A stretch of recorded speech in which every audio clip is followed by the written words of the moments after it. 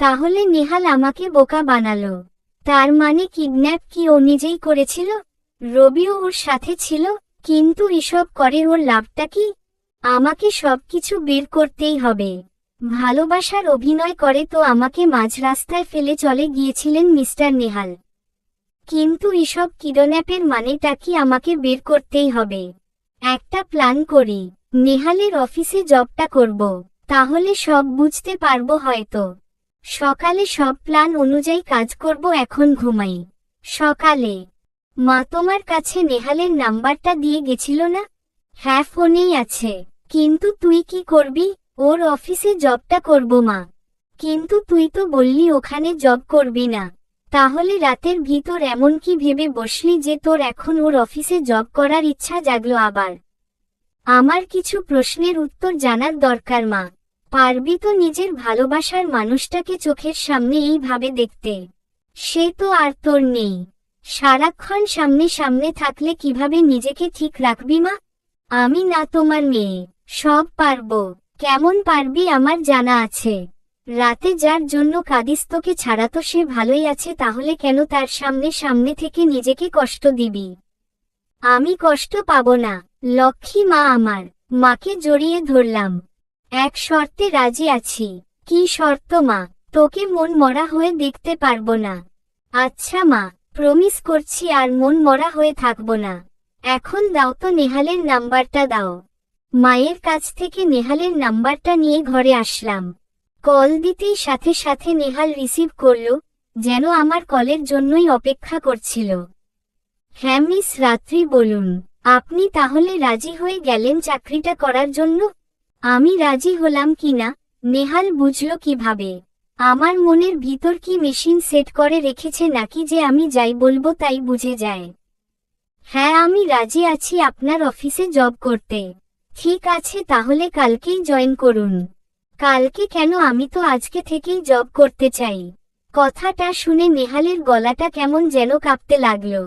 Please আপনি কালকে আসবেন, বস হিসেবে এটা আমার আদেশ। ঠিক আছে বলে কলটা রেখে দিলাম। কিন্তু আজকে জয়েন হলে ক্ষতি কি? হঠাৎ মাথায় বুদ্ধি আসলো, আজকে এইভাবে যেতে নিষেধ করছে, তার মানে নিশ্চয়ই গোপন কিছু ঘটছে। এটা আমাকে দেখতেই হবে। হতে পারে আমার বিষয়ে কিছু। রেডি হয়ে বাড়ি থেকে বের হলাম।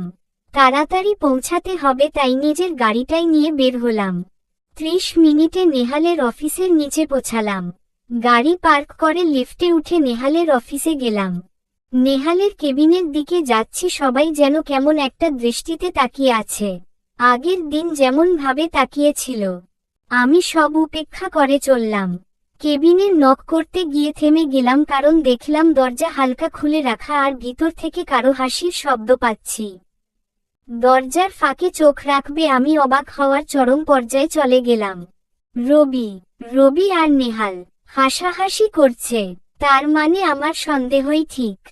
ওরা কি কথা বলছে শোনার জন্য দাঁড়িয়েই থাকলাম দরজার এপাশে। রবি শালা, তুই যা অভিনয়টা না করেছিস না, একেবারে পাক্কা অভিনেতাদের মতো। নেহাল, তুইও কম কিসে? ফোন ট্র্যাক করে নাকি বাঁচাতে গেছিস? হা হা হা হা। ভাগ্যিস রাত্রিদের বাসাতে গিয়ে ওয়াশরুমে যাওয়ার নাম করে। ওর ঘর থেকে মোবাইলটা এনেছিলাম।